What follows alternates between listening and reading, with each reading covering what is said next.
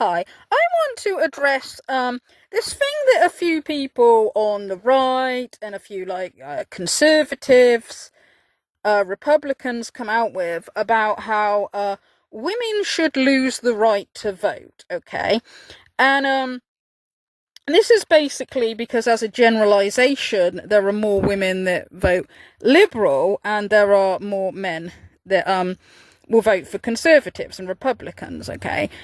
So they come up with these arguments why women should lose the right to vote, okay? Because, obviously nothing is going to encourage women more to vote for them than telling women that they're stupid and illogical, okay? Ironically, that's probably not going to work in encouraging women to go and vote for them. Today's discussion is on the glaringly obvious truth that women are simply not cut out for the rough and tumble world of politics. It's about time we acknowledge their place once and for all, and that is not in the voting booth. It's no surprise when you look at who dominates STEM fields. Women just can't hack it. Their brains are wired differently. Emotions trump rationality every time. Even if they do excel in that field, it is not because they actually use any rational thinking or logic. It is because they are simply copying a template. Okay, tell that to Marie Curie, Katherine Johnson, and Ada Lovelace. The claim that women are more emotional very often comes from very emotionally charged red pill men who throw tantrums every time somebody disagrees with them or they do not get their own way. Again! But also there are women that make this argument as well because they are trying to appeal to these manosphere red pill guys that say this, so they'll just say whatever is going to appeal to their audience if they're on YouTube, okay? If men are never too emotional, then why are more people who get road rage men? Why are there more people in prison for violent crimes men? Okay, anger is an emotion as well, okay? There clearly are times when men lose control of their emotions. Next up, decision making. Now we all know women can't be trusted to make the right choice if their lives depended on it. Just look at how they pick their partners or decide on what outfit to wear. Complete chaos. Meanwhile, we men... If choosing a bad outfit or a bad partner was a reason not to vote, then the voting booths would be empty. Particularly these guys from the manosphere who complain about their ex-partners all the time. Well, should they lose the right to vote then because they made bad choices in partners? We handle things with ease and grace because we have the kind of brains that can make solid decisions. Women just get anxiety and freeze in situations in which they have to make decisions. And let's not beat around the bush here. Women are a bundle of nerves most days. How can someone so emotionally volatile be trusted to lead? It's like asking a toddler to run a country. Imagine if a woman in control of nukes gets her period. The world could end. I mean, have you ever seen a woman not lose her cool over something completely insignificant? That's because they're just not built for stress. We handle pressure, they crumble under it. Okay, nobody's going to start a nuclear war because they're on their period, okay? If anything, women are actually more risk averse than what men are. So surely a woman would be less likely to go and start a nuclear war. I would have thought there could be an argument made there. But virtually everybody who makes this argument about why you shouldn't have a woman president or any woman world leaders, right? And this is men and women who sometimes make this argument, and everybody comes up with this same thing about women having periods, right? And they're like, oh my god, you can't trust a woman, look how they act when they're on their period, or they can't cope with hormones, so you can't trust a woman. And then you get women who they'll say oh, I know how I feel when I'm on my period, so we shouldn't have a woman president. And I kind of find this argument really quite funny because, it goes to show how these guys lack critical thinking and don't see, the blatantly obvious that's right in front of them. And that is well, how old are most people when they become president, okay? You're not likely to get a president that's under the age of 50, alright? So even if you were going to use the period argument as a reason for why a woman shouldn't be in charge, it's like, well, they're not going to get periods at that age, are they? You know, the biggest risk from any president would be getting dementia. Okay, that would be the main concern. But also, like, I mean, who's president in the USA now is a complete unhinged lunatic, alright? So that is more of a worry than, like, oh, if you have a woman, she might have a period. Let's get down to the few things women actually can do. Women excel at one thing and one thing only. Being a helpmeet, they're fantastic at cooking sometimes, cleaning and procreating, but when it comes to the world outside their four walls, completely clueless. The fact is, they've got a place where they shine at home. Politics requires strategic thinking and decisiveness. It's like comparing apples to oranges. Both are good in their own right, but one's definitely not fit for running the country. Okay, I don't know, but I think that this argument might be projection. Okay, and the same as like when he said that women are a bag of nerves all the time. I don't know, but I think it might be projection, right? Because these guys who have their medieval views about women, a lot of them, I don't think they interact with people. I don't think they go outside very often and can't sort of cope with the outside world very well. So when he says like that women can't cope with the outside world, I suspect that this might be projection, okay? I mean, I don't know, but I think that, like, you know, some of them are autistic, and I mean no disrespect to people with autism, but I'm just saying, or at least, like, a lot of them, they lack the social skills, don't interact with people. This is made worse by the internet because people have less of an incentive to go outside and interact with people. And of course, like when these guys go to the red pill, they're all in their echo chamber where they're all saying the same things, and you know, they think that people are all thinking the same as them, okay? So, yeah, I think these are guys that don't cope with the outside world very well. Now, when it comes to, like, people voting, I mean, this argument about how women are too emotional to vote is really quite stupid, okay? Because, like, I mean, even if somebody was very emotional, like, how does that make them a bad voter? Like, you can be a very emotional person, but still be able to make sensible decisions, okay? And people can be, like, very emotional sometimes, but also logical when needs to be as well. It's not one or the other, you know? But it's just an excuse, really. It's because, like, a lot of these guys, they don't want women having any power in society. Like I said, they have medieval views about women, alright? And this sort of thing about always saying that women are in their feelings and don't understand logic, it's just an excuse, okay? And, I mean, it's used online a lot, you know? Like, a woman could just say something like, the sky is blue, and they'll be like, oh, bless her, she's in her feelings, she doesn't really understand logic, or something like that. It's just patronising. But, like, I mean, everybody to a degree is thinking about emotions, like, is thinking with their emotions, okay? A lot of these guys, when they make the argument that they do not want women to vote, this is coming from emotions. It's like it makes them angry and upset, women having any power in this society. But also, like, who you vote for,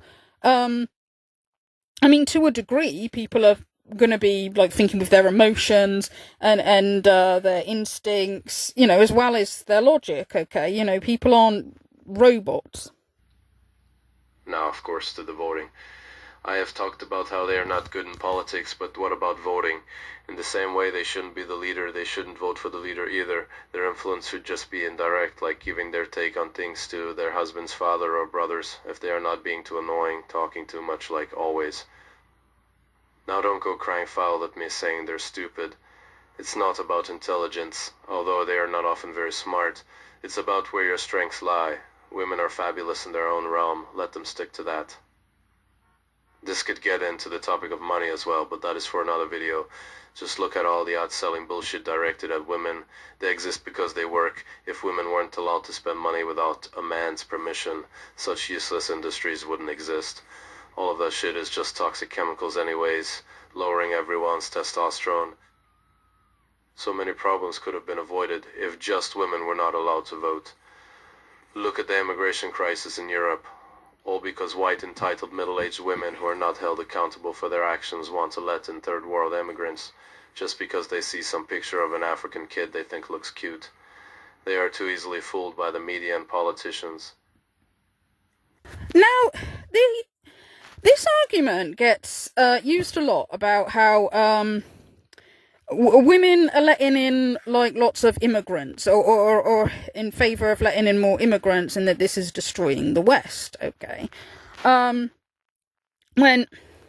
a generalisation, it is true that there are more women who are sympathetic to immigrants. That is true, but apparently a bigger indication is actually education. Okay, apparently it's more the higher educated people are sympathetic to immigration than apparently the lower educated people. Okay, that's a generalization. All right, but something like I've been thinking of lately, like particularly since like the release of the Epstein files, is this kind of really stupid argument that a lot of people, that some people on the right, some people in the red pill, some people in the manosphere have been making this argument that, oh, women are letting these immigrants in, and as a result of that, women are going to end up being raped.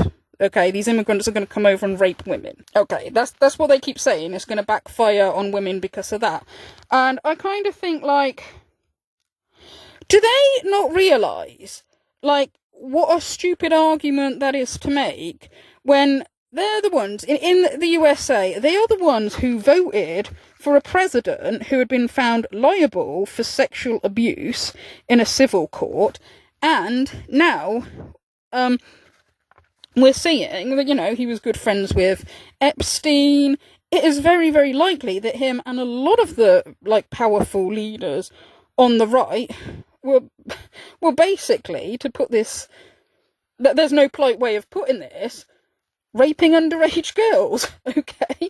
And this is, like, who they, like, voted for.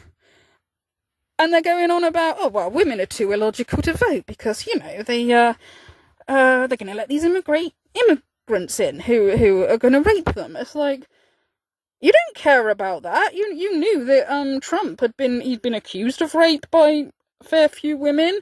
He's been found liable for sexual abuse, and now it's looking like, you know, he's done terrible things to underage girls, and probably not just him as well.